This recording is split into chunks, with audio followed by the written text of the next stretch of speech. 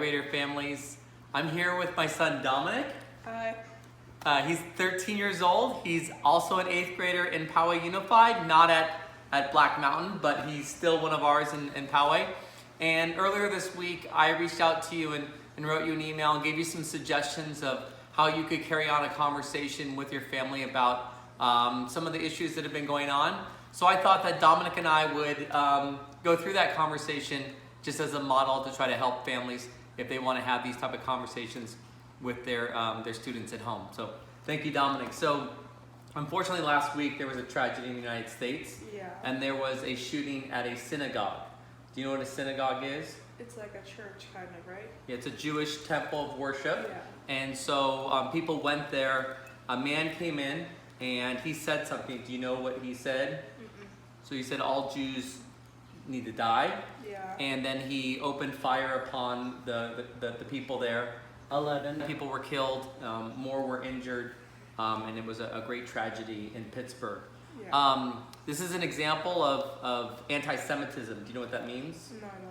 Anti-Semitism is discrimination against Jewish people, and it has a long history, unfortunately. It goes back before even Jesus. And so some people blamed Jews for the killing of Jesus, and so discrimination grew from that. But unfortunately, anti-Semitism has a long history, and so throughout history,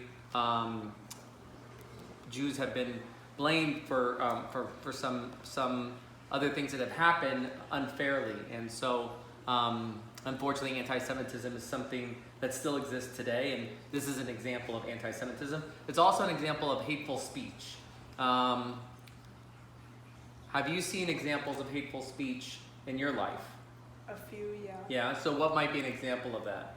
Maybe people saying the N-word and people saying profanity and Okay. putting others down. Do you think there's a difference about using hateful speech online than there is in person? Yeah. Why is that different? Because online you're behind a screen and the other person can't see you, and then in real life you're saying it to their face. Do you think it happens more online than it is in person? Yeah. Why do you think that is? It's just because they think there's no consequences online. So you're a gamer, you like to go online, so Yeah. do you see sometimes people using hateful speech or saying things that might be inappropriate? Yeah. What's something that you could do when you see someone, you hear somebody with hateful speech? We can report them online to the Okay. game creators. Okay. Or, yeah. Yeah? Anything else that you could do? You can tell your friends to not play with them or something. You know. There's something called an upstander. There's a bystander is when you stand by and allow something to happen. An upstander is going to say something in response. Hey, that's not cool. I don't want to play with people that are using that type of language. I'm gonna exit out of the game. That's being an upstander is when you can speak up and say this is wrong. So Yeah. those are some things that you can do. All right. Thanks, Dominic, for joining us. All right, Raiders.